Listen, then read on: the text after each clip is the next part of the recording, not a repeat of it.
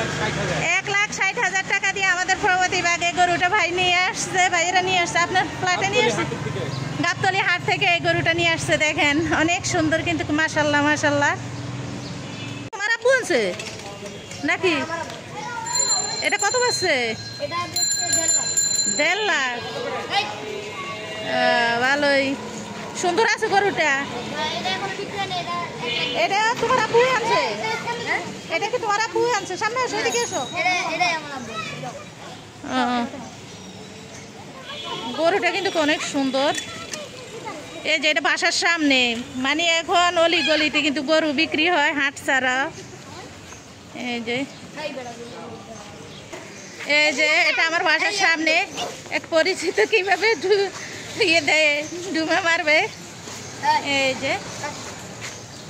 যে ওরা আদর করতেছে, ওরা বুনিয়ে আসছে গরুগুলা বিক্রির জন্য। এটা বিক্রি হয়ে গেছে। এটা কত হয়েছে বিক্রি? 85,000। আর এটা কত হাজার চাইতেছে? এটা চাইতেছে 1,20,000। 1,20,000। আর এটা 95। এটা 95। যারা আসলে কিনবেন প্রভাতী বাগ চলে আসবেন। এই যে বাসার পাশে এখন কিনতে কিনতে মনে হয় গরু বাজারে বোঝা যাচ্ছে।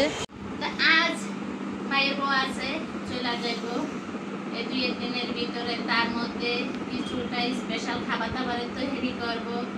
তো এখন আমি নান রুটি বানাবো, তার জন্যে কাছে ক্যামেরাটা নিয়ে আন্দোলন করে তো এখানে নানের জন্য আমি সর্বপ্রথমে ইস্ট নিয়েছি। এই যে ইস্ট আর সাথে ডিম আর এখানে স্বাদ মতো লবণ আর দিয়ে দিলাম এখানে চিনি দিয়ে এখন একসাথে মাখিয়ে নিব। তো তার জন্য এখানে তৈল দিয়ে দিব, সয়াবিন তৈল, কারণ সয়াবিন তৈলটা দিলে রুটিটা খুব সফট হইব, এই জন্য দিয়ে দিলাম, দিয়ে মাখিয়ে নিব। আর এখানে আমি চিকেন তান্দুরি তৈরি করব, তার জন্য এখানে আমি চিকেন নিয়ে একটা মুরগিতে সাইড পিস করছি।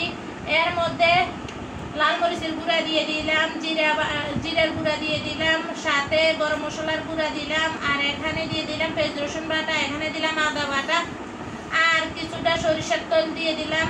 সরিষার তেল দিয়ে কিছুক্ষণ রেখে দিলাম। এখন মাখিয়ে নিব। নেওয়ার আগে এখানে আমি যে নানটা তৈরি করব তার জন্যে এখানে তো দেখলেন সবকিছু দিয়ে দিলাম, দিয়ে এখন নেড়ে চেড়ে নিব। কারণ আগে আরেক নিয়মে দেখাইছি, এবার আবার নতুন নিয়মে দেখাইতেছি। আগে সবকিছু মেখে পরে আটা দিব, কারণ কেউ আটাও দিতে পারেন, ময়দাও দিতে পারেন। তো আমি আটা দিয়ে আজকে তৈরি করব। এই যে অনেক সুন্দর হয়েছে দেখেন। এভাবে ভালোভাবে ফেটিয়ে নিতে হবে, তাহলে ডিম সাথে চিনি ইস্ট সবগুলা একবার একসাথে মিশে যাবে। আর লাগলে আপনারা আর একটু দই দিতে পারেন। তো এখন আমি এই যে আটা দিয়ে দিব, দিয়ে নেড়ে চেড়ে কিছুক্ষণ রেখে দিব। তার স্বাদ মতন লবণও দিয়ে দিচ্ছি, সবকিছু গলে একসাথে হয়ে যাব।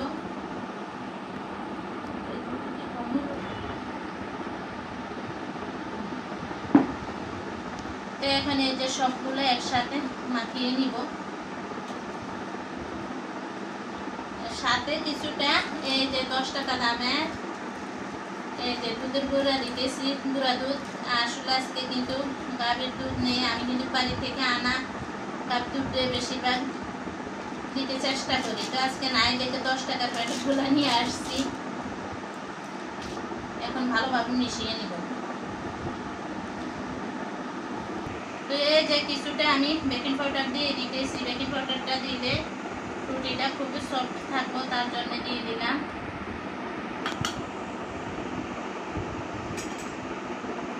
এখানে যে গরম পানি দিয়ে দিব, অল্প অল্প করে দিবেন, একবার চট করে বেশি করে দিলে বিপদে পড়ে যাবেন। এখন মাখিয়ে নিব। কিন্তু যখন আমি সবগুলা উপকরণ দিয়ে মেখে নিচ্ছি তখনই কি সুন্দর হয়েছে ডোটা। এই যে দেখেন ভালোভাবে মাখবেন, যত ভালো করে মাখেন ততে রুটিটা সফট হইবে। এটা যত হাতের কাছে সবকিছু, এটা মাখানো যত ভালো হইবে ততে রুটিটা সফট হইবে। তো এখন চিকেনটা আমি মাখিয়ে নিব। সব কিছু উপকরণ দেওয়া হয়ে গেছে। আর এখানে আমি নানের ডুডো তৈরি করে নিলাম, কারণ কিছুক্ষণের জন্য তো আপনারা যারা বানাইতে জানেন তারা তো বুঝতে পারছেন যে কিছুক্ষণের জন্য রেখে দিতে হবে। 1-1.5 ঘন্টা রেখে দিলে ফুলে এটা টুপা টুপো হয়ে যাব। তা আমিও এখন সব কিছু মাখিয়ে 1-2 ঘন্টার জন্য রেখে দিব। কারণ এখন সন্ধ্যা, রাত্রের খাবার আজকে এই জিনিসটাই থাকবো, স্পেশাল খাবার দাবার। অনেকে বলতে পারেন স্পেশাল কিসের, চিকেন দিয়ে রান রুটি দিয়ে এটা তো হরে খায়, তারপরে এটা আমার কাছে স্পেশাল। আর যেটা আমি আমার ভাইয়ের জন্য তৈরি করতেছি, এই যে দেখেন মাখিয়ে নিলাম।